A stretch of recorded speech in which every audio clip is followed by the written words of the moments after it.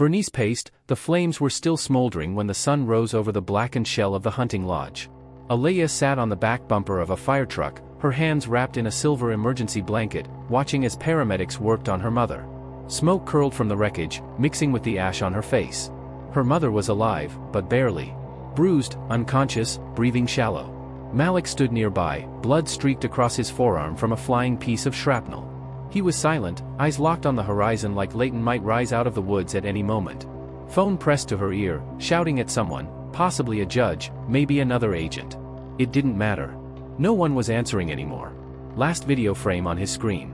Zachary Raynor, blindfolded, inside the van. Keon stared at the loaded into a truck. And that message, spray-painted across scorched concrete. She was never the endgame. He is. Alaya's voice was hoarse. Why him? Keon didn't answer right away. He clicked into one of Leighton's server fragments, half-burned but salvageable. There was data, some files still partially intact. Then, a name popped up. Project Acheron. Keon narrowed his eyes. That wasn't a hunting lodge. It was a holding site. Military-grade encryption. And look at this, logs going back 10 years. Names. Transfers. Bernice leaned over his shoulder. Is that? Keon nodded. Private contractors. Black site level stuff? This goes way beyond local corruption.